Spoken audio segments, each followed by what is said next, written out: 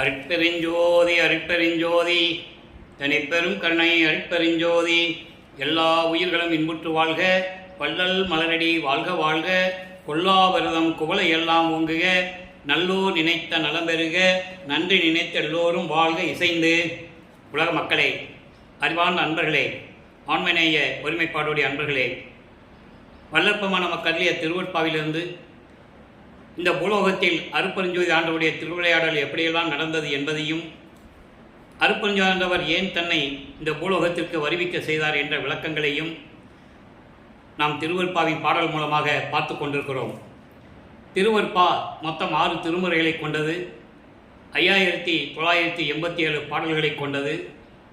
5 திருமுறைகள் வரைக்கும் நமது பிள்ளை பெருமானவர்கள் சைவ நிலைகளில் இருக்கும்போது, சைவ சமயத்தில் இருக்கும்போது எப்படியெல்லாம் அவர் இருந்தார் என்ற நிலைகளையும், அருட்பெருஞ்சோதி ஆண்டவர் தன் மகனுக்கு சுத்த சன்மார்க்கத்தை கொடுத்த பிறகு 6ஆம் திருமுறையிலே இறைவனுடைய நிலையையும், இறைவனுடைய மகன் என்ற நிலையையும், அவர் எப்படியெல்லாம் அருளை பெற்றுக்கொண்டார் என்ற நிலைகளையெல்லாம் நாம் தெளிவாக பார்த்து கொண்டிருக்கிறோம்.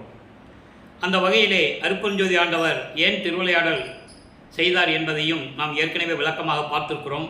இருந்தாலும் இன்று முன்னுரையாக சில விளக்கங்களை கூற நான் கடமைப்பட்டிருக்கிறேன். இந்த பிரபஞ்சம் தோன்றிய காலத்திலிருந்தே 4 யுகங்களிலுமே, கிரேத யுகம், திரேத யுகம், துவார யுகம், கலியுகம், இந்த 4 யுகங்களிலுமே தோன்றிய சமயங்களும் மதங்களும் மார்க்கங்களும் அழிந்துவிட்டது. அந்த யுகங்கள் முடிந்தவுடனே அந்த யுகங்களில் தோன்றிய சமயங்களும் மதங்களும் மார்க்கங்களும் அழிந்துவிடும். அப்போது இந்த பதத்தலைவர்களாகிய பிரம்மன், திருமால், ருத்திரன், மகேஸ்வரன், சதாசிவம் போன்ற பதத்தலைவர்கள் 5 தொழில்களை செய்து கொண்டிருந்தார்கள். இந்த பதத்தலைவர்களை உருவாக்கி, அவர்களுக்கு தேவையான உலகங்களையும் உருவாக்கி, அவர்களுக்கு தேவையான தொழில்களையும் கொடுத்து அருளாட்சி செய்ய சொன்னவர் அருட்பெருஞ்சோதி ஆண்டவர் என்ற நிலையை திருவற்பாவிலிருந்தே பார்த்து கொண்டிருக்கிறோம். பிரபஞ்சம் தோன்றிய காலத்திலிருந்தே அருட்பெருஞ்சோதி ஆண்டவர் தான் உண்மையான இயற்கை உண்மை விளக்க கடவுள் என்பதை யாருக்கும் தெரியாது. அதன் பின் தெரிந்தவர்கள் கூட சொல்லாமல் மறைத்து விட்டார்கள். ஆதி சிவன் என்று சொன்னார்கள். சைவ சமயத்தின் தலைவன் ஆதி சிவன், சிவபெருமான் என்று சொன்னார்கள். இந்த நிலைகள் மாற வேண்டும். காரணம், 4 யுகங்களும் அழிந்து விட்டது. கலியுகத்திற்கு மொத்தமே 5000 வருடங்கள் தான். 1900 ஆண்டிலே கலியுகமும் முடிந்து விட்டது. அப்போது இந்த யுகங்களில் தோன்றிய சமயங்களும் மதங்களும் மார்க்கங்களும் செயலற்று விட்டது, பயனற்று விட்டது. மக்களுக்கு இது பயன் தராது என்ற நிலையில் யாருமே இந்த பிரபஞ்சத்தில் அந்த நிலைகளை கூறியதில்லை. அதற்காகத்தான் அருட்பெருஞ்சோதி ஆண்டவர் தன் அருளால் ஓர் ஆண்மகனை பெற்றெடுத்து செல்வப்பிள்ளை என்று பெயரிட்டு சுத்த சிவஞான வெளியிலே வளர்த்து கொண்டிருக்கிறார். காலங்கள் நெருங்கி வரும்போது, அதாவது பிரம்மன், திருமால், ருத்திரன், மகேஸ்வரனுடைய ஆயுள் காலம் முடிந்தவுடனே இந்த 4 பேருடைய தொழில்களையும் 5ஆவதாக இருக்கின்ற சதாசிவம் சேர்த்து செய்து கொண்டிருக்கிறார். இந்த 43,20,000 வருடங்களிலே சதாசிவத்திற்கு அந்த ஆயுள் காலம் முடிவதற்கு 51 ஆண்டுகள் பாக்கி இருக்கிறது. அந்த 51 ஆண்டுகளுக்கு பிறகு இந்த பிரபஞ்சத்தை இயக்க வேண்டும். எல்லா மார்க்கங்களும் அழிந்துவிட்டது. தான் உருவாக்கிய சுத்த சன்மார்க்கத்தை உலக மக்களிடம் சொல்ல வேண்டும். அதற்காக தனது மகனை பூலோகத்திலே ஒரு தாயின் கருவறையிலே இருக்க வைத்து 51 ஆண்டுகள் இந்த உலக மக்களிடையே உலாவ விட வேண்டும். இது அருட்பெருஞ்சோதியுடைய திருவிளையாடலுடைய நோக்கம். அதன் பிரகாரம் அருட்பெருஞ்சோதி ஆண்டவர் 1/1/1823 ஆண்டு தனது திருவிளையாடலை தொடங்குகிறார். தனது மகனை ஒரு தாயின் கருவறையிலே இருக்க செய்கிறார். அதனுடைய விளக்கங்களை தான் நம்ம பார்த்தோம். அப்போது அந்த கருவறையிலே நடக்கும்போது தன் மகனுக்கு எப்படியெல்லாம் திருவிளையாடல் செய்தார் என்பதையும் பார்த்தோம். கருவறை இருட்டாக இருக்கிறதே தந்தையை என்று சொல்லும்போது மகனுக்கு ஒளிகாட்டியதையும், பசி என்று கூறும்போது மகனுக்கு அருளமுதம் ஊட்டியதையும், காற்றே வரவில்லை தந்தையே, உடம்பு புழுக்கமாக இருக்கிறதே, உடம்பு சோம்பலாக இருக்கிறதே, உடம்பு சுறுசுறுப்பாக இல்லையே என்று தன் தந்தையிடம் அவருடைய மகன் சொல்லும் பொழுது தன் மகனுக்கு அமுத காற்று வீசியதையும் எல்லாம் தெளிவாக பார்த்தோம். இதெல்லாம் ஒரு 8 ஆண்டுகளிலே முடிகிறது. அதாவது 51 ஆண்டுகளை 8 ஆண்டுகளாக பிரித்து 6 × 48 6 8களாக பிரிக்கிறார். ஒவ்வொரு 8 ஆண்டுகளிலும் தன் மகனுக்கு எப்படி திருவிளையாடல் செய்கிறார் என்பதை தான் திருவற்பாவின் பாடல் மூலமாக பார்த்து கொண்டிருக்கிறோம். கடைசி இந்த 3 வருடங்கள் மேட்டுக்குப்பம் சித்தி வளாகத்தில் நடந்ததை நாம் பார்த்து கொண்டிருக்கிறோம். அந்த வகையிலே நமது பிள்ளை பெருமான் அவர்கள் வருவிக்க உற்ற இடம் சிதம்பரம் அருகிலே மருதூர் என்ற ஒரு கிராமத்திலே ராமையா பிள்ளை சின்னையம்மர்களுடைய இல்லற வாழ்க்கையில் இறைவனுடைய மகனாக வருவிக்க உற்றார். அவர்களுக்கு ஏற்கனவே 4 குழந்தைகள் உண்டு. 2 பெண் பிள்ளைகள், 2 ஆண் பிள்ளைகள். அவர்கள் உலகியலிலே பிறந்தவர்கள். 5ஆவதாக வருவிக்க உற்றவர் நமது குழந்தை இறைவன் பிள்ளை பெருமான் அவர்கள். 5 மாத காலமாக இருக்கும்போது சிதம்பரத்திலே ஒரு திருவிழாவிற்காக அழைத்து செல்கிறார்கள். அங்கே திரை விலக்கிய பிறகு எல்லாமே நடராஜனை வழிபடுகிறார்கள். நடராஜன் என்பவன் ஒரு கர்ம சித்தன். அதனுடைய விளக்கங்கள்லாம் நம்ம ஏற்கனவே கொடுத்துருக்கோம். இன்னும் நிறைய விளக்கங்கள் இருக்குது. அப்பப்போ வரும்போது நம்ம கொடுப்போம். அதை இந்த சித்தர்களை சித்தரித்து அது நடராஜன் என்று பெயரிட்டு கர்ம சித்தி, யோக சித்தி, ஞான சித்தி என்று 3 நிலைகள் உண்டு. சமயங்களையும் மதங்களையும் மார்க்கங்களையும் சார்ந்தவர்கள் எல்லாம் கர்ம சித்தி, யோக சித்தியிலே முத்தி அடைந்தவர்கள், ஜீவ சமாதி அடைந்தவர்கள். அந்த நிலைகள் உண்டு. ஞான சித்தி என்பது வல்லற்பமான ஒருவருக்கு தான் சொந்தமானது. அவர் ஒருவர் தான் ஞான சித்தியை பெற்றவர் என்பதை திருவருட்பாவின் பாடல் மூலமாக நாம் தெளிவாக பார்க்கிறோம். அன்பர்களை, ஏற்கனவே நான் கூறியது போல இங்கே விளக்கங்கள் எல்லாம் இறைவனால் அருளப்பட்டது. கற்பனை அல்ல, கதை அல்ல. ஒவ்வொரு பாடலை சொல்லி தான் இந்த விளக்கத்தை நம்ம தருகிறோம். இது இறைவனால் அருளப்பட்ட விளக்கங்கள் என்பதை மறுபடியும் நான் சொல்லிக் கொள்வதில் பெருமைப்படுகிறேன். ஆக இந்த நிலையிலே இருக்கும்போது சில மாதங்கள் கழித்து பின்னலூர் என்ற ஒரு கிராமம் இருக்கிறது, மருதூர் பக்கத்தில். அங்கே ராமலிங்கேஸ்வரர் கோயில் இருக்குது. அதுதான் அவருடைய குலதெய்வம், ராமையா பிள்ளைக்கு குலதெய்வம். அங்கே கொண்டு போய் இந்த மகனுக்கு, நமது குழந்தை இறைவனுக்கு மொட்டை போட்டு அந்த சம்பிரதாயங்கள் சடங்குகள் எல்லாம் செய்து காது குத்தி கடுக்கான் போட்டு ராமலிங்கம் என்று பெயர் வைத்து விட்டார்கள். இது உலகிலே வைத்த பெயர் ராமலிங்கம். சில மாதங்கள் கழித்து ராமையா பிள்ளை அவர்கள் காலமானவுடனே, இறந்தவுடனே சின்னைமையார் அவர்களின் 5 குழந்தைகளை அழைத்து கொண்டு பொன்னேரி அருகில் இருக்கின்ற சின்னக்காமனம் என்ற கிராமத்துக்கு செல்லுகிறார்கள். சில காரணங்களால் அங்கு இருக்க முடியவில்லை. சென்னையிலே 7 கிணர் பகுதியில் இருக்கின்ற வீராசாமி தெருவிலே குடியேறுகிறார்கள். நமது குழந்தை இறைவன் வளர்ந்து கொண்டிருக்கிறார். இது முன்னுரை. முதல் 8 ஆண்டுகளில் என்ன நடக்குதுன்னு நம்ம சொல்லிட்டு இருக்கோம். நல்லா கவனிக்கணும். நீங்கள் ஆண்டுகள் உருண்டோடுகிறது. நமது பிள்ளை பெருமானை பள்ளியில் சேர்க்க வேண்டிய வயது வந்து விட்டது. பள்ளியிலே கொண்டு போய் சேர்க்கிறார்கள். பள்ளியில் படிக்க முடியாது, வெளியே வந்துடுறது. பள்ளியில் ஏன் படிக்க முடியல வெளியே வந்ததுக்கு உலகியலில் பல விளக்கங்கள் சொல்லுவாங்க. அந்த விளக்கங்களை நம்ம போக வேண்டாம். திருவருட்பாவில் ஏன் படிக்க முடியலன்னு சொல்கிறாருன்றதை நம்ம அதை மட்டும் தான் பார்த்துக்கிட்டு இருக்கோம். அவருடைய தந்தை அருட்பெருஞ்சோதி ஆண்டவர், அப்போ அவருக்கு விவரம் தெரியாது. 8 ஆண்டுகள் வரைக்கும் நம்ம ஏன் இந்த உலகத்தில் பிறந்தோம் அப்படின்னு தான் மன வருத்தப்பட்டு இருக்காரு நமது குழந்தை இறைவன். அப்போ அவருக்கு எதுவுமே தெரியாது. சிவபெருமானை மட்டும்தான் தெரியும். சைவ சமயத்தின் தலைவன் சிவபெருமானை தெரியும். திருநூறு பூசிட்டு இருக்காரு. அவங்க சைவ சமயத்தில் வந்ததுனால கழுத்தில் உத்தராட்ச மலையை மாட்டி, உத்தராட்ச மணியை மாட்டி விட்டாங்க. அதை மாட்டிக்கிட்டு இருக்கிறார். அவருக்கு தெரியாது. அப்போது பள்ளிக்கூடத்தில் சேர்ந்து படிக்க முடியலன்னு வெளியே வந்துடுறார். அது இறைவனுடைய தன்னுடைய தந்தையினுடைய திருவிளையாடல் என்பதை 6ஆம் திருமுறையிலே திருப்பள்ளி எழுச்சி சென்ற பதிகத்திலே கூறுவார். முனை பள்ளி பயிற்றாது எந்தனை கல்வி பயிற்றுவித்து முழுதும் உணர்வித்து உடற்பொழுதெல்லாம் தவிர்த்து என்னை பள்ளி எழுப்பிய அருப்பெருஞ்சோதி என் அப்பனையே பள்ளி எழுந்தருள்வாயே என்று கூறுவார். அதாவது அதனுடைய விளக்கம் என்னவென்றால், அவருடைய தந்தை அருப்பெருஞ்சாண்டவர் நினைக்கிறாராம், தன்னுடைய மகன் இந்த உலகியலிலே எந்த ஆசிரியரிடமும் இந்த சந்தை படிப்பை, இந்த உலகை படிப்பை படிக்கக்கூடாது. 2வது, தனது மகன் இந்த உலகிலே யாரையும் குருவாக ஏற்றுக்கொள்ளக்கூடாது. இந்த நிலையில் இறைவனுடைய திருவிளையாடல் நடந்து கொண்டிருக்கிறது. அதனால்தான் அவர் பள்ளியை விட்டு வெளியே வந்து விடுகிறார். அப்போ அந்த வீட்டில் எவ்வளோ பிரச்சனை இருக்குன்னு நமக்கு தெரியும். நம்ம குழந்தைய பள்ளிக்கூடத்தில் சேர்த்து படிக்க முடியலன்னு வெளியே வந்துட்டு அந்த குழந்தைய எவ்வளோ திட்டுவோம், அடிப்போம், திட்டுவோம், துன்புறுத்துவோம், ஏளனமாக பேசுவோம், சாப்பாடு போடும்போதெல்லாம் திட்டுவோம் இல்லையா? இது இயற்கை, பெற்றோர்களின் ஆதங்கம் இல்லையா? அப்போ அந்த நிலையிலும் நமது பிள்ளை பெருமான்கள் இருந்து கொண்டிருக்கிறார். மனம் வேதனைப்படுகிறது. என்ன பண்ணுறதுன்னு அவருக்கு தெரியல. இது 8 ஆண்டுகள் வரைக்கும் நடக்குது. அப்போ மன நிம்மதியாக இருக்கணும், ஒரு இடத்துல நிம்மதியாக போய் இருக்கணும்னு ஒரு இடத்த தேடுறாரு. இதெல்லாம் இறைவனுடைய திருவிளையாடல், நல்லா கவனிச்சிக்கணும். அப்போது கந்தகோட்டம் என்ற ஒரு முருகன் கோயில் இருக்குது சென்னைக்குள்ளே. இவர் குடியிருந்த பகுதியிலேருந்து நேராக போனோன்னா அங்கே தான், அந்த கோயிலில் தான் போய் முட்டும். அங்கே போய் தங்கிக்கிறார். எல்லோரும் தூங்கிட்டு இருப்பாங்க. இவர் எந்திரிச்சு வந்துடுவார் காலையில். எல்லோரும் தூங்கினதுக்கு அப்புறம் தான் இவர் வீட்டுக்கு போகிறது. இந்த நிலை தொடர்ந்து கொண்டிருக்கிறது 8 ஆண்டுகள் வரைக்கும். முதல் 8 முடிஞ்சு போச்சு. 2வது எட்டு தொடங்குது. 9வது ஆண்டு. அருட்பெருஞ்சோதி ஆண்டவர் தன் மகன் முன் எழுந்தருளி, மகனே, நீ என் மகன், என்னால் பூலோகத்திற்கு ஒரு தாயின் வழியாக வருவிக்க உற்றவன். உன்னால் சில காரியங்களெல்லாம் நடக்க வேண்டியது இருக்கிறது. அதற்கான அருள்களை எல்லாம் முன்பருவம் பின்பருவம் காட்டி உனக்கு அருள் செய்வேன். ஞானத்தை மட்டும் பெற்றுக்கொள், பயப்படாதே, அஞ்சாதே மகனே என்று சொல்லி மறைந்து விடுகிறார். அப்போ இவருக்கு ஒரு மறைப்பு நிலை ஏற்படுகிறது. 1824ஆம் ஆண்டிலிருந்து 1840 ஆண்டுகள் வரை இந்த 16 ஆண்டுகளில் நமது வல்லற்பமனுடைய நிலை என்ன, அவர் எப்படி நிலையில் இருந்தார் என்பதை திருவருட்பாவின் பாடல் மூலமாக பார்த்து கொண்டிருக்கிறோம். இப்போ ஞானத்தை பெற்ற பிறகு அவருக்கு ஒரு மறைப்பு நிலை ஏற்படுகிறது.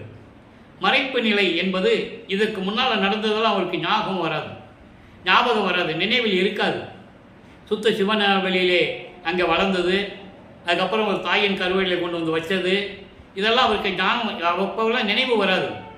சுத்த சன்மார்க்கத்தை பெற்ற பிறகு அதை சொல்கிறாரு, நான் எப்படி இங்கே வந்தேன்னு சொல்கிறாரு. அதனுடைய விளக்கத்தை தான் நம்ம பார்த்துட்டு இருக்கோம். அப்போ ஞானத்தை பெற்ற பிறகு பாடல்கள் பாடுகின்ற ஆற்றலை பெற்றுக்கொள்கிறார்.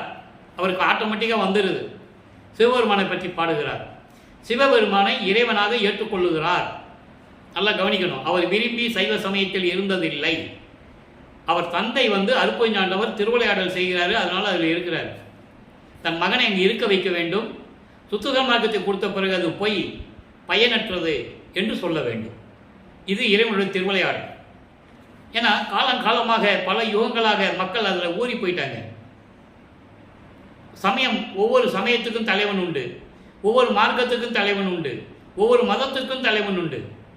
சைவ சமயத்தின் தலைவன் சிவபெருமான், வைஷ்ணவ சமயத்தின் தலைவன் திருமால். இப்படி ஒவ்வொரு தலைவர்களுக்கும் ஒரு சமயத்துக்கும் தலைவர்கள் உண்டு. இது காலங்காலமாக வழிபட்டு வந்ததனால் மக்கள் மனதில் ஊறிவிட்டது. இது இல்லை என்று சொல்வதற்கு ஆள் இல்லை. இதெல்லாம் அழிந்து விட்டது, யுகங்கள் அழிந்து விட்டது, இதோடு முடிஞ்சிருச்சு அப்படின்னு சொல்றதுக்கு ஆள் இல்லை. அதுக்காக தான் வல்லற்பமானவர் இந்த பூலோகத்திற்கு வருவிக்க விட்டார். அப்போ இவருடைய திருவிளையாடல் நடந்து 5/10/1823 ஆண்டு இவர் வருவிக்க விட்டார். சரியாக 9 மாதங்கள் 4 நாட்கள் அந்த தாயின் கருவறையிலே இருக்கிறார் என்பதை நீங்கள் புரிந்து கொள்ள வேண்டும். இப்போ சிவபெருமானை வழிபடுகிறார். 1ஆம் திருமுறை உருவாகிறது. 8 திருமுறைகள், 712 பாடல்கள். அதில் நம்ம ஏற்கனவே சிவனேச வெண்பா, வடிவுடை மாணிக்க மாலை, திருவருள் முறையீடு, பதியங்களிலிருந்து எல்லா பாடலுடைய விளக்கங்களை பார்த்தோம். இப்போ மகாதேவ மாலை 5வது பதிகம், மொத்தம் 100 பாடல்கள். இன்று 12வது பாடலுடைய விளக்கம்.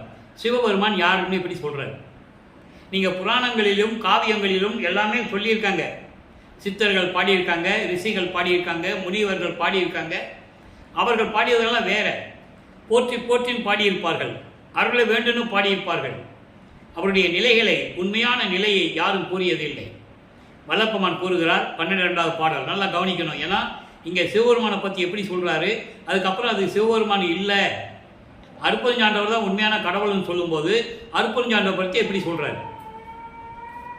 பொன்னாகி மணியாகி போகமாகி புறமாகி அகமாகி புனிதமாகி மண்ணாகி மலையாகி கடலுமாகி மதியாகி ரவியாகி மற்றுமாகி முன்னாகி பின்னாகி நடுவுமாகி முழுதாகி நாதமுற முழங்கி எங்கும் மின்னாகி பரவி இன்ப வெள்ளம் தேக்க வியன் கருணை பொலிமுகளாய் விளங்கும் தேவை பாடல்.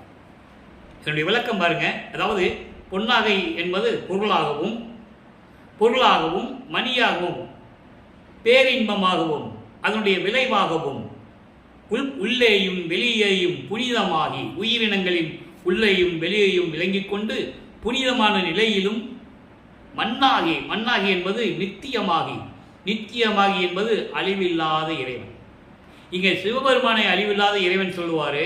சுத்த சன்மார்க்கத்தை பெற்ற பிறகு எல்லாம் செத்து பிறந்தவர்கள்னு சொல்லுவார். நல்லா புரிஞ்சுக்கணும், அந்த விளக்கம் வரும்.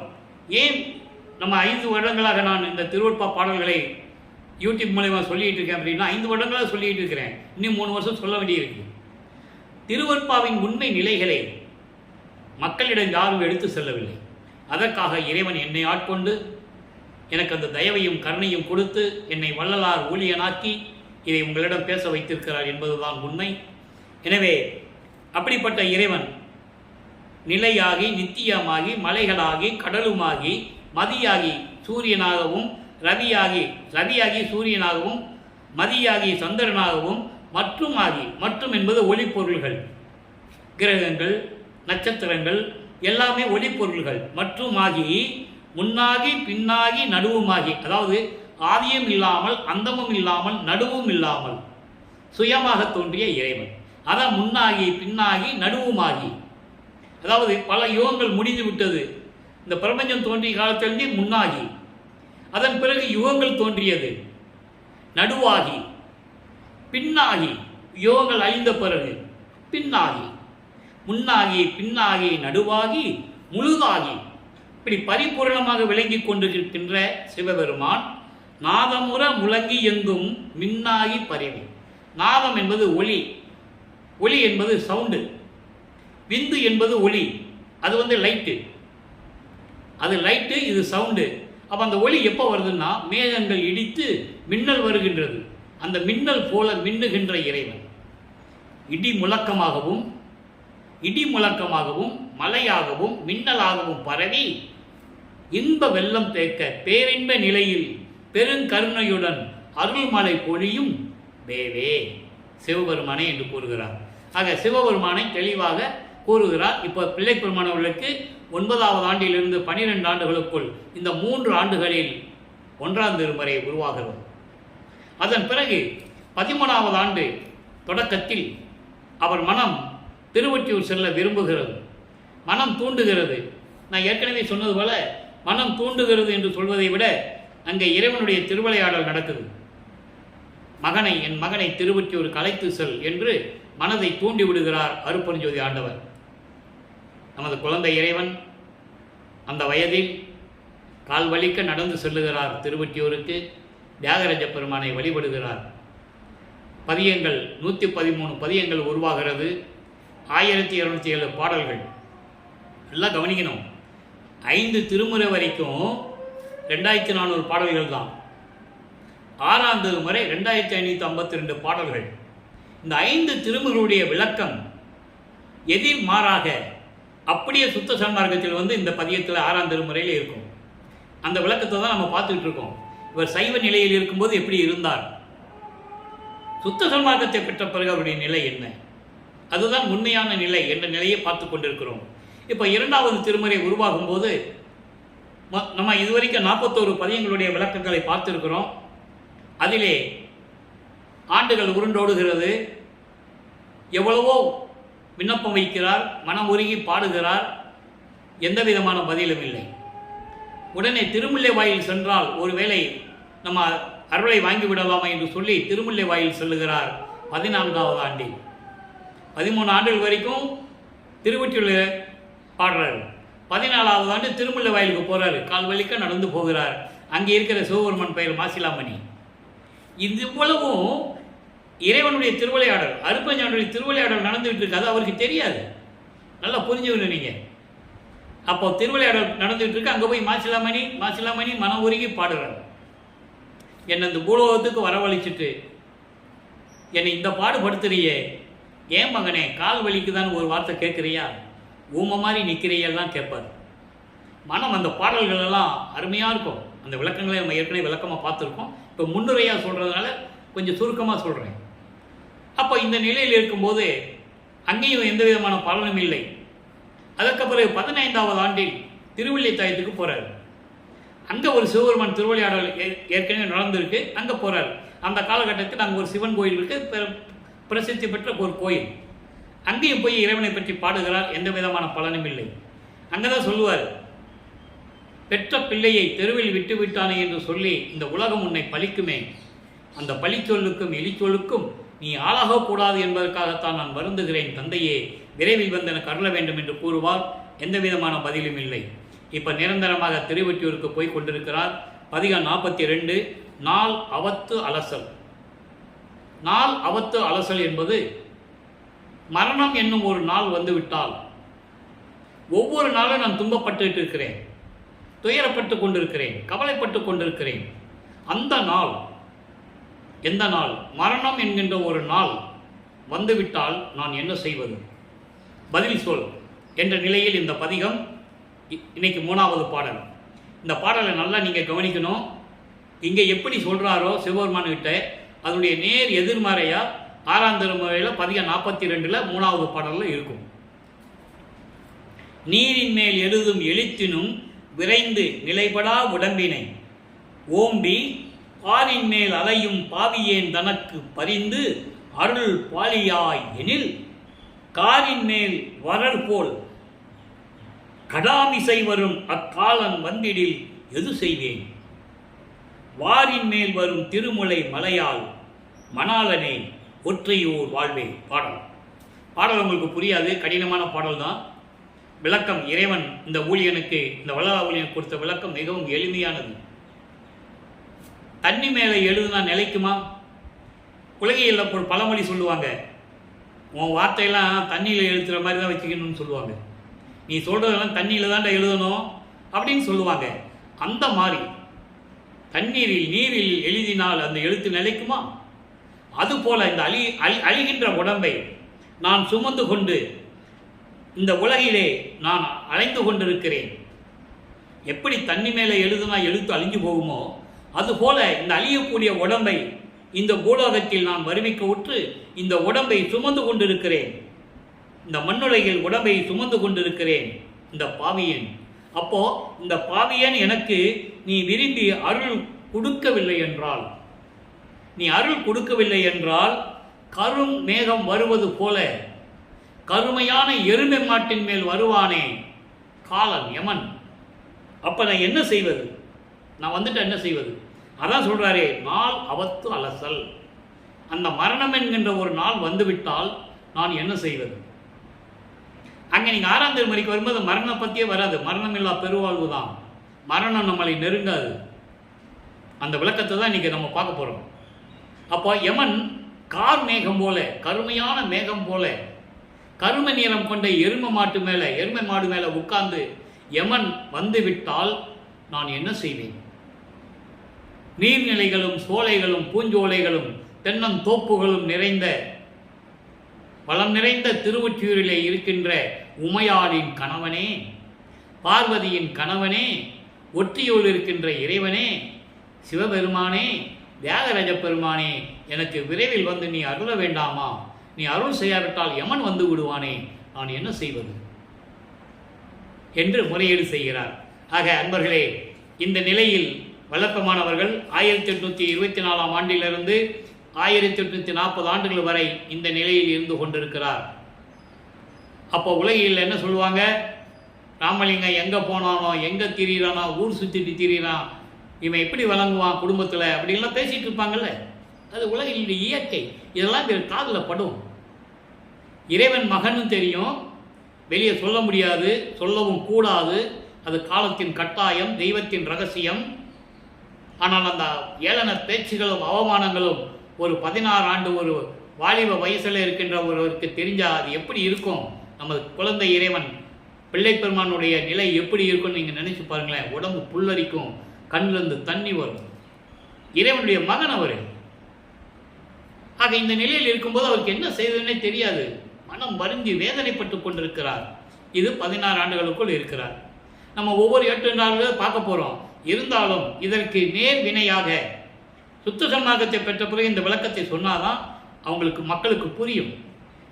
இதே 42வது பதிகம் 6ஆம் திருமுறையிலே கண்டு கனிந்து கலந்து கொள்ளல் 3வது பாடல். அங்கே இறைவன் சிவபெருமான்கிட்ட முறையீடு செய்கிறாரு, அருள் வாங்க முடியல, தவிக்கிறாரு. 32 ஆண்டுகள் வரைக்கும். இப்போ நம்ம 16 ஆண்டு வரைக்கும் பார்த்துக்கிட்டு இருக்கோம். இனி அடுத்த ஒரு 8 இருக்குது, அடுத்த ஒரு 8 இருக்குது, நம்ம பார்க்க போகிறோம். அப்போ இந்த நிலையில் இருக்கும்போது சிவபெருமானிடம் முறையீடு செய்தும் எந்த விதமான பலனும் இல்லை. ஏனென்றால் இறைவனுடைய திருவிளையாடல் நடந்து கொண்டிருக்கிறது. இப்போ 6ஆம் திருமுறைக்கு வந்த பிறகு நான் இறைவனை பார்த்துட்டேன், அவனோட கலந்துக்கிட்டேன், பேரின்பமாக இருக்கேன்னு சொல்கிறார்கள, அந்த இறைவன் யார்? எப்படிப்பட்டவன்? பாட்டு வந்து பரிசீலித்த பதியை நல்லா கவனிக்கணும் அன்பர்களே. இந்த விளக்கெல்லாம் இறைவனுடைய தயவும் கருணைகளே என்றால் யாராலையும் சொல்ல முடியாது.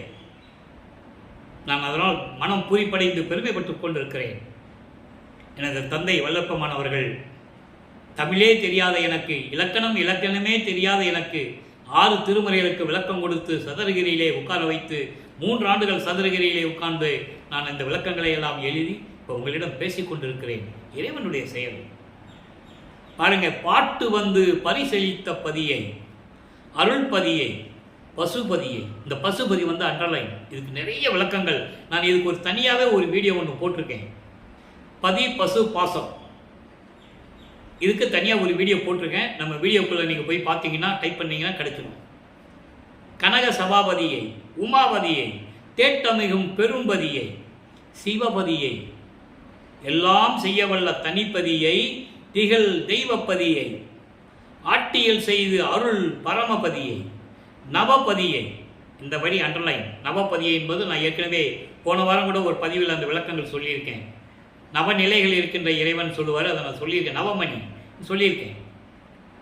ஆனந்த நாட்டினுக்கு ஓர் அதிபதியை, ஆசை காட்டி என்னை மனம் புரிந்து, நல்ல கவனிங்க, ஆசை காட்டி என்னை மனம் புரிந்து என் கைபிடித்த பதியை, கண்டுகொண்டேன், கலந்து கொண்டேன், கனிந்து கொண்டேன், கலந்து கொண்டேன், கழித்தேன். பாட்டு. இந்த பாட்டுடைய விளக்கம் பாருங்க.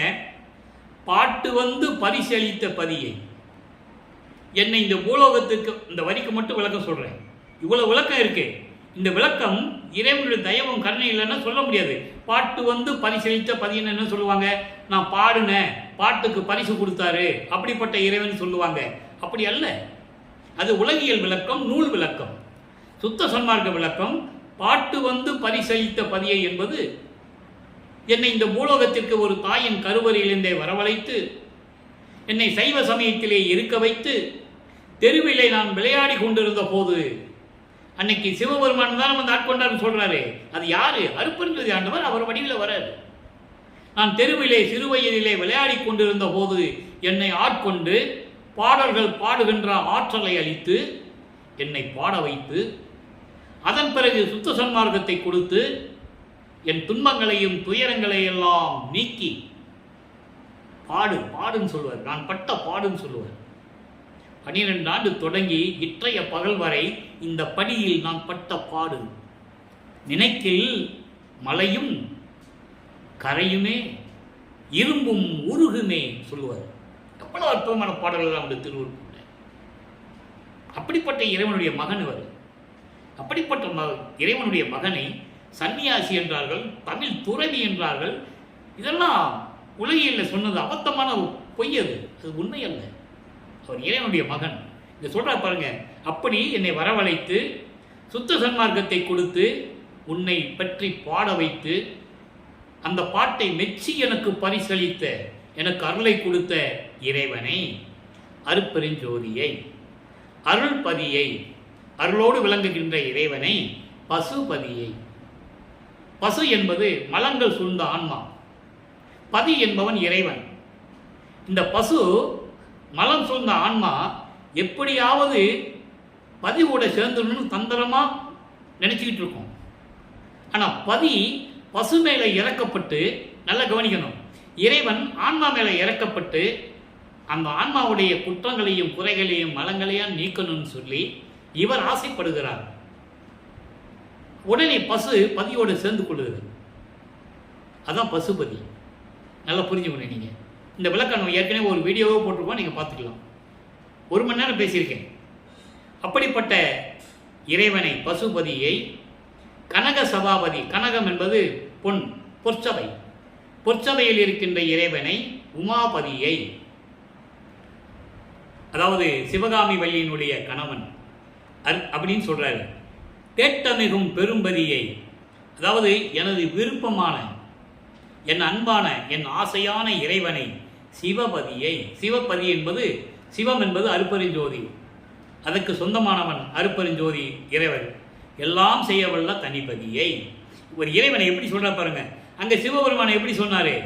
பொன்னாகி மணியாகி போகமாகி அதெல்லாம் சொன்னார்ல. இப்போ இந்த இறைவனை எப்படி சொல்றாரு? அப்படிப்பட்ட இறைவன் அருளோடு விளங்கி கொண்டிருக்கின்ற கடவுளை, அடுத்த வரி பாருங்க, ஆட்டியல் செய்து அருள் பரமபதியை. ஆட்டியல் என்பது திருவிளையாடல்.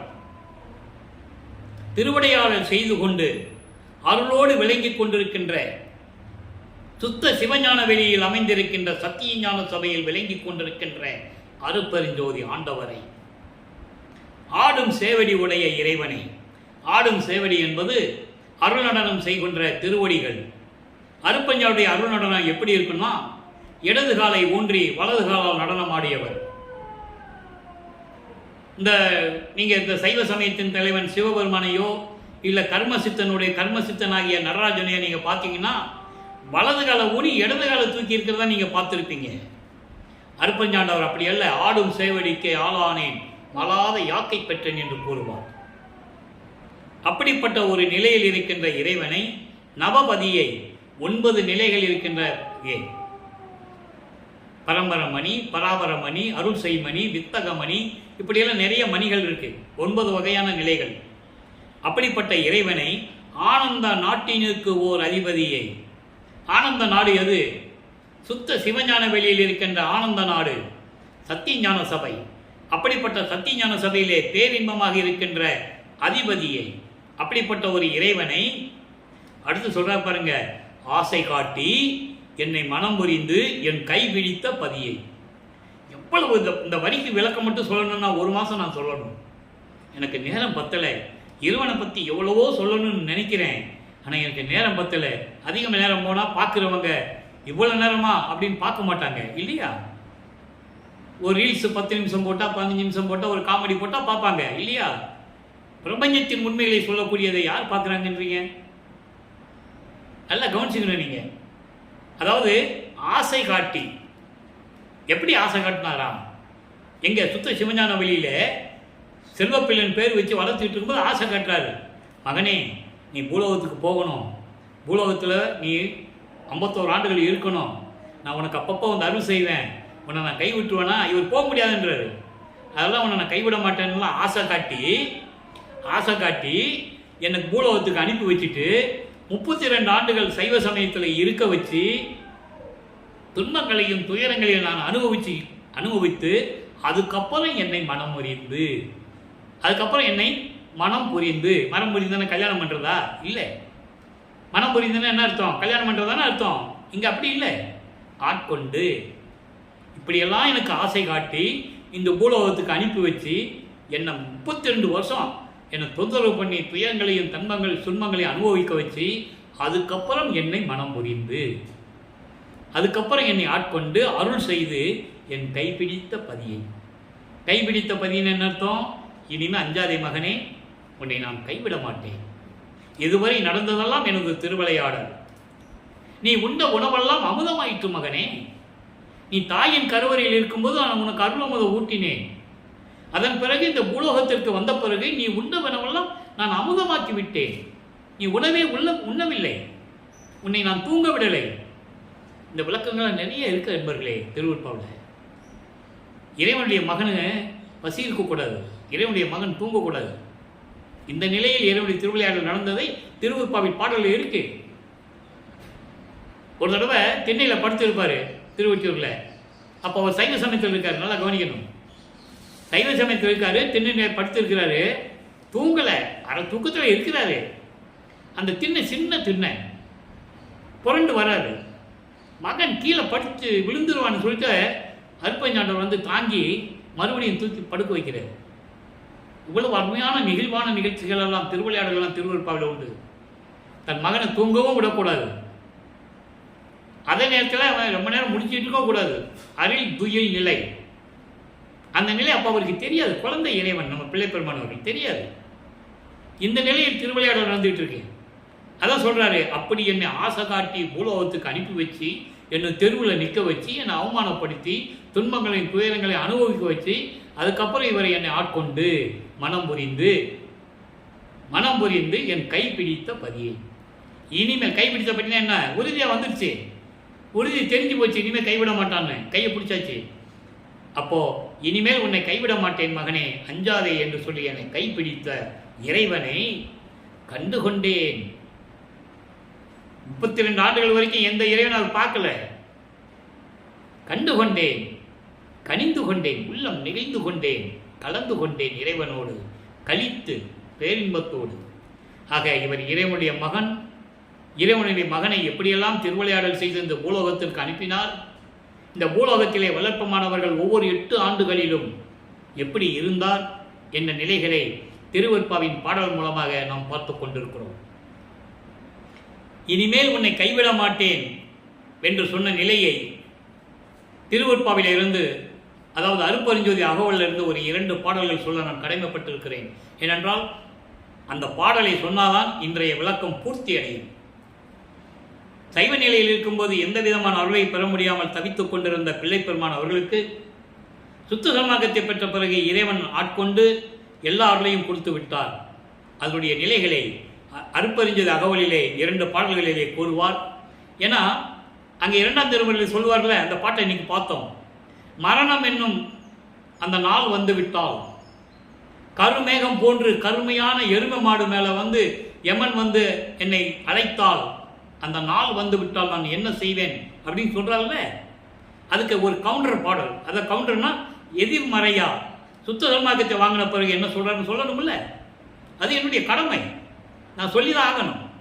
கூற்று உதைத்து, இங்கே என்ன சொல்கிறார் பாருங்க, கூற்றை உதைத்து யமனை உதைத்து மரணத்தை நீக்கி என்பால் குற்றமும் குணமும் கொண்டு ஆற்றல் மிக்க அளித்த அருட்பெருஞ்சோதி. இந்த ஒரு வரியிலே எல்லாம் முடிஞ்சு போச்சு. மரணத்தை நீக்கி அந்த யமனை விரட்டி என்னுடைய குற்றங்களை எல்லாம் குணமாக கொண்டு, இவர் என்ன தப்பு செஞ்சாரு? ஒரு தப்பு செய்யல. இது எங்க குற்றம் சொல்றாரு? சமயங்களையும் மதங்களையும் மார்க்கங்களையும் நான் பின்பற்றி கொண்டிருந்தேனே, அந்த குற்றங்கள். என் வாயால் நமச்சிவாயம் என்று சொன்னேனே, என் வாயால் சிவாயனம் என்று சொன்னேனே, அந்த குற்றங்கள். சுத்த சன்மார்க்கத்தில் கிடையாது. அருட்பெருஞ்சோதி அருட்பெருஞ்சோதி தனிப்பெருங்கருணை அருட்பெருஞ்சோதி. பயனற்ற மந்திரங்களை நான் சொல்லிவிட்டேனே, அது என்னுடைய குற்றங்களாகிவிட்டதே, அந்த குற்றங்களை எல்லாம் மன்னித்து, மகனே நான் தானே உன்னை சொல்ல வைத்தேன், ஏன் கவலைப்படுகிறாய், நீ குற்றம் செய்யவில்லை என்ற எனது குற்றங்களை எல்லாம் மன்னித்து ஏற்றுக்கொண்டு குணமாக கொண்டு ஆற்றல் மிக்க அளித்த அருட்பெருஞ்சோதி, எல்லா அருள்களையும் எனக்கு கொடுத்த அருட்பெருஞ்சோதி. ஆக சைவ நிலையில் வரை இருக்கிற வரைக்கும் மரணம் எப்போ வரணும் பயந்துட்டு இருக்கிறாரு, சிவபெருமானிட்டு சொல்லிட்டு இருக்கிறாரு. சுத்த சன்மார்க்கத்தை பெற்ற பிறகு அதை விரட்டிவிட்டு எனக்கு எல்லா ஆற்றலையும் கொடுத்த அருட்பெருஞ்சோதி என் தந்தை என்று கூறுகிறார். அடுத்து ஒரு பாடல் பாருங்க. மாண்டு உழலா வகை இளம் காலையே ஆண்டு கொண்டு அருளிய அருட்பெருஞ்சோதி. கருவுல இருந்து என்ன பண்ணாருன்னு சொல்றாரு, நல்லா கவனிக்கணும். மாண்டு உழலா வகை, அதாவது இறந்து துன்பப்படாத வகையில் நான், அதாவது எனது தந்தை அவருடைய மகனாகிய நான் இறந்து துன்பப்படக்கூடாது என்பதற்காக எங்க விண்ணுலகத்தில் பூலோகத்துக்கு நான் தாயின் கருவறையில் இருக்கும்போது இளம் காலையே. இளம் காலைன்னா காலை பொழுது அல்ல, நல்லா புரிஞ்சுக்கணும். விடிய காலையிலாம் கிடையாது. இப்போ நூல் விளக்கம் என்ன சொல்லுவாங்க, அகராதியில், தமிழ் அகராதியில் என்ன இருக்கும், இளம் காலைனா விடுகின்ற பொழுது, சூரியன் வர்றதுக்கு முன்னால் இருக்கிறது இளம் காலை அப்படியான சொல்லுவாங்க. இங்கே இளம் காலை என்பது கருவறையில் காலையில் எனக்கு கிடைத்த பெருங்கழிப்பை என்று சொல்லுவார். காலையில் என்ன காலையில் கிடைச்சாரு? இல்லை, இளம் வயதில், இளம் பருவத்தில். அது 6ஆம் திருமுறையில் ஒரு பாடல் உண்டு. இங்கே சொல்லுவது தாயின் கருவறையிலே இளம் காலையே. அங்கே காலைன்னு சொல்லுவார். காலைனா காலை பொழுது அல்ல, காலை என்பது ஒரு குறிப்பிட்ட வயதில் அப்படின்னு சொல்வார். இங்கே இளம் காலை என்பது நான் அந்த தாயின் உபசாரத்தால் பெற்ற தாய் என்பால் ஒருத்தியின் கருவறையில் இருக்கும்போது, அதான் இளம் காலை. அங்கேயே என் மகன் மாண்டு உழலா வகை இருக்க வேண்டும். அவனுக்கு பிறப்பு இறப்பு இருக்கவே கூடாது, இறப்பு இருக்கக்கூடாது. பூலோகத்தில் வருவிக்க விட்ட பிறகு அவனுக்கு இறப்பு இருக்கக்கூடாது என்று சொல்லி எனக்கு அந்த தாயின் கருவறையிலே என்னை ஆட்கொண்டு அருளிய அருட்பெருஞ்சோதி. இவ்வளவு விளக்கம் அந்த பாடலில் இருக்கு. நூல் விளக்கம் அல்ல. நூல் விளக்கம் சொல்லணும்னா, அதாவது இறக்காத அளவுக்கு எனக்கு காலை பொழுதில் என்னை ஆட்கொண்டு அருளினார் அப்படின்னு சொல்றது நூல் விளக்கம். அப்படி அல்ல. தாய் இளம் காலை என்பது அவர் கருவறையில் இருந்து அருளமுதம் உண்டவர். அவர் உணவே உண்டதில்லை. 51 வருடங்கள் அவர் தூங்கியதே இல்லை. தெளிவாக சொல்வார். பிள்ளை பெருமினத்தில் சொல்வார், தொட்டில் நான் முழிச்சுக்கிட்டே இருந்தேன், என்னை பார்க்கறதுக்கு ஆள் இல்லை, நீ பூலோகத்துக்கு போக சொல்லிட்ட, நானும் வந்துட்டேன். நீ சிவகாமி வெளியிட்ட என்ன சொன்ன எங்கள் அம்மா கிட்ட? நம்ம மகன் தங்கத்தாலையும் பொன்னாலையும் மணிகளாலையும் கட்டப்பட்ட தொட்டிலில் ஆட்டி சீராட்டி பாராட்டி அருள் அமுதம் ஊட்டி வளர்த்து கொடுன்னு சொன்னேன். இங்கே பூலோகத்தில் ஒரு செவிலி தாய்கிட்ட கொடுத்துட்டு அவள் கிழிஞ்ச துணியில் தொட்டில் கட்டி ஆட்டி விட்டுட்டார். எனக்கு தூங்கவும் இல்லை, பசின்னு சொன்னால் கேட்கறதுக்கு ஆளும் இல்லை. நீ வந்தையா அப்படின்னு கேட்குறாரு. யாரே? அருப்ப நடுவர். நீ என் தந்தை தானே, நீ வந்தையா? இல்லை எங்கள் அம்மா சிவகாமி வந்தாளா இங்கே அப்படின்லாம் சொல்லுவார். அருமையான விளக்கங்கள்லாம் இருக்குது திருவருட்பாவில். அப்படிதான் சொல்கிறார். அதனால் அவர் 51 ஆண்டுகளும் மனிதர்களோடு மனிதராக உலாவிக் கொண்டிருந்த காலகட்டங்களில் அவர் அருள் அமுதம் உண்டவர். சைவ சமயத்தில் இருக்கும்போது நான் முன்பு உண்ட உணவெல்லாம் அமுதமாயிட்டுன்னு சொல்லுவார். அந்த அப்பா கிட்ட கேட்டு சொல்லுவார். பாடல் உண்டு.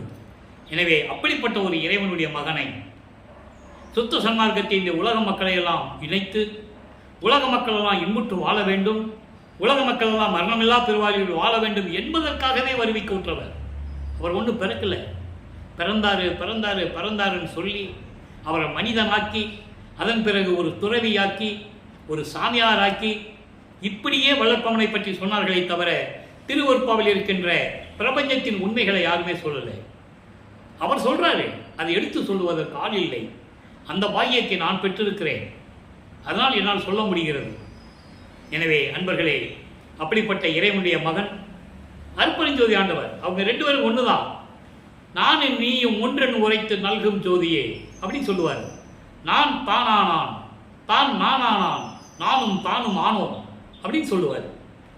பிரிந்த சக்தியோடு திரும்பி வந்து கூடிக்கிறாரு அருட்பெருஞ்சோதி ஆண்டவர். இதான் கான்செப்ட்.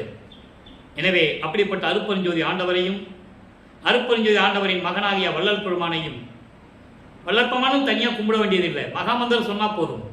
அருட்பெருஞ்சோதி தனிப்பெருங்கனை அருட்பெருஞ்சோதி என்ற மகாமந்தரத்தையும் சொல்லி இறைவனுடைய அருளையும் செல்வங்களையெல்லாம் பெற்றுக்கொண்டு நீங்கள் சைவ நெறியில் இருக்க வேண்டும். கொலையும் புலையும் தவிர்த்து உயிர் இரக்கத்தோடு தயவோடையும் கருணையோடையும் ஜீவகானிய ஒழுக்கத்தோடையும் இருந்து கொண்டு இறைவனை வணங்கி எல்லா பொருளையும் அருள்களையெல்லாம் பெற்றுக்கொண்டு இந்த வையகத்தில் நீங்கள் வாழ்வாங்க வாழ வேண்டும், நீடூழி வாழ வேண்டும், மரணமில்லா பெருவாழ்வில் நீங்கள் வாழ வேண்டும் என்று இறைவன் கொடுத்த தயவையும் கருணையாலையும் இறைவனுடைய ஆசி பெற்றவன் அருள் பெற்றவன் என்ற முறையில் இந்த வள்ளலா ஊழியன் உங்களை வணங்கி வாழ்த்தி விடைபெறுகிறேன். நன்றி, வணக்கம். அருட்பெருஞ்சோதி தனிப்பெரும் கருணை அருட்பெருஞ்சோதி. தினமும் இறைவனுடைய திருவிளையாடல்களும் இறைவனுடைய நிலைகளும் எப்படியெல்லாம் இறைவன் திருவருட்பாவிலே கூறியிருக்கிறார் என்பதையும் தினமும் கேட்டு கண்டு மகிழ்ந்து இறைவன் அருளை பெற்றுக்கொள்ளுங்கள்.